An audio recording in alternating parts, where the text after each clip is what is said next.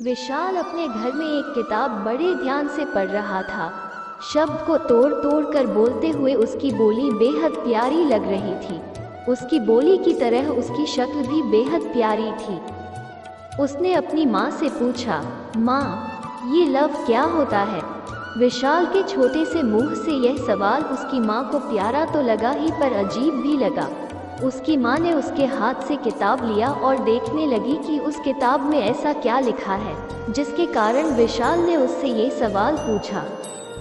किताब अंग्रेजी में थी जिसके कारण उसकी माँ इसे पढ़ने में असमर्थ थी, लेकिन वो सिर्फ ये शब्द समझ पा रही थी। लव, प्यार विश्व में एकमात्र ऐसा शब्द है जो हर भाषा में मस्तिष्क में उतर जाता है। विशाल की माँ भी अपने स्वर्गीय पति के प्यार में खो गई थी। उन्होंने अपने पति को एक हादसे में खो दिया था। ये हादसा विशाल के जन्म लेने से पूर्व हुआ था। अब विशाल की माँ वास्तविक जीवन में प्रवेश कर चुकी थी और तुरंत ही उन्होंने विशाल से हैरान भाव में पूछा, ये किताब तुम्हें किसने दी? विशाल ने माँ के हाथ से तुरंत वो किताब ली और कहा, माँ, यह मुझे स्कूल में किसी ने दी थी। उसे यह मालूम था ये सुनकर उसकी माँ उसे ज्ञान देने में लग जाएगी। उससे पहले ही विशाल ने माँ से कहा, माँ, मैं सो रहा हूँ, कल स्कूल जाना है ना, इसीलिए। हाँ ठीक है, सो जा, और जिसने भी यह किताब तुम्हें दी है उन्हें वापस कर देना। अगले दिन सूरज की तेज रोशनी के साथ चिड़ियों की चहकने की आवाज़ पूरे शहर में मंत्रमुग्ध कर रही होती है। विशाल की माँ इस आवाज़ से जल्द उठकर तैयार हो जाती है। अब विशाल भी उठ जाता है और जाने के लिए तैयार हो जाता है। ये देखकर विशाल की माँ उसे हैरान स्वर में बोलती है, तू कहाँ जाने के लिए तैयार हो रहा है? विशाल, स्कूल। विशाल की माँ, आज रहने दे, हमेशा जाएगा तो अच्छा नहीं लगता। विशाल एक गरीब परिवार का लड़का था। उसकी माँ स्कूल में मजदूरी करती थी।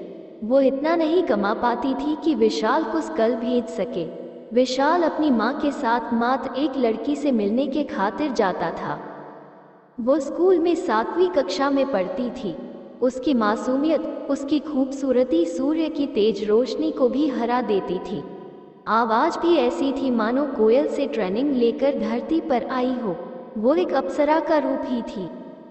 विशाल की माँ उसके स्कूल जाने के पीछे का राज से अभी भी अवगत नहीं थी, लेकिन उसके जिद करने पर उसे साथ में स्कूल ले जाने को तैयार हो गई। लेकिन जाने से पहले यह विशाल के सामने शर्त रखी कि वह कहीं भी बिना बताए नहीं जाएगा और स्कूल में इधर उधर नहीं घूमेगा।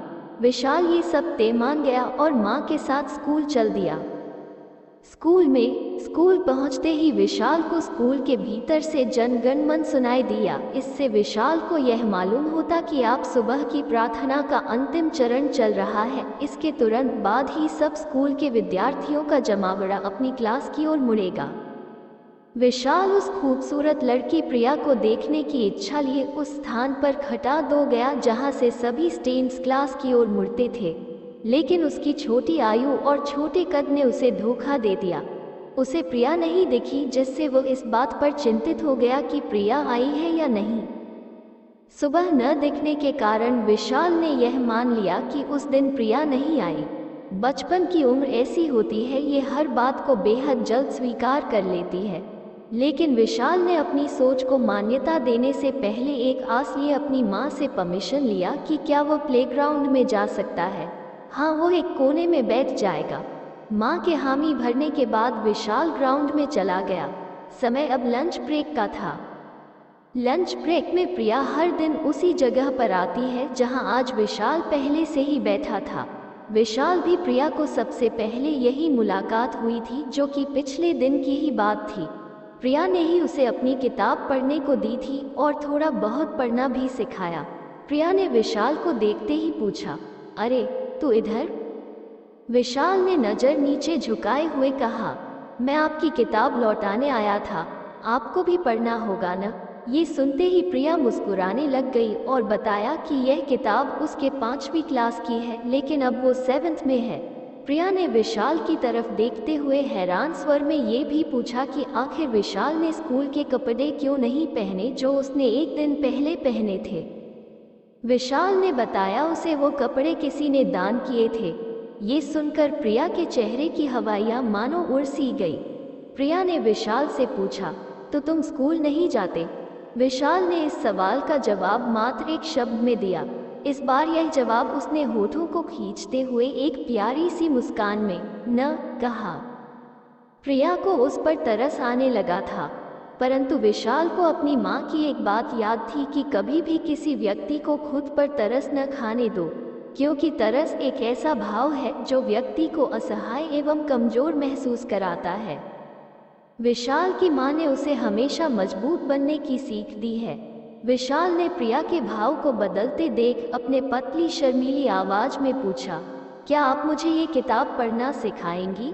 प्रिया उसके सवाल को समझ नहीं पाई, लेकिन हाँ में सर हिला दिया। प्रिया ने फिलहाल उसे टालने के लिए कहा कि अभी तो लंच ब्रेक खत्म हो रहा है, तो वो कल से शुरू करेगी। इस वाक्य के बाद प्रिया का ध्यान हर वक्त विशाल पर ही रहता। विशाल तो बचपन में उसे पसंद करने की नादानी कर ही चुका था। जिसे वो अपनी पसंद समझ रहा था उसे ही आसान भाषा में लव कहा जाता है। दिन बीतते चला गया और हर दिन प्रिया लंच ब्रेक में ग्राउंड पहुंचती और विशाल को हिंदी और अंग्रेजी भाषा सिखाती। दोनों की दोस्ती काफ़ी बढ़ चुकी थी और उस दोस्ती का शोर काफ़ी दूर तक पहुंच गया था। सभी स्कूल में ये चर्चा आम थी कि प्रिया लंच ब्रेक में किसी विशाल नाम के लड़के के साथ बैठती है। दोनों कई बार तो लंच ब्रेक के बाद तक भी साथ रहते। स्कूल के अध्यापकों ने विशाल की मां से विशाल को समझाने को कहा और वही संदेश विशाल की मां ने विशाल को कहा। जब प्यार की पतंग आसमान में उड़ रही होती है तो उसे नीचे लाने वाले कई होते हैं, लेकिन विशाल ने समाज की शिक्षा किसी से नहीं ली थी। उसने सिर्फ भाषा का ज्ञान प्राप्त किया। उसे यह नहीं मालूम क्या सही क्या गलत।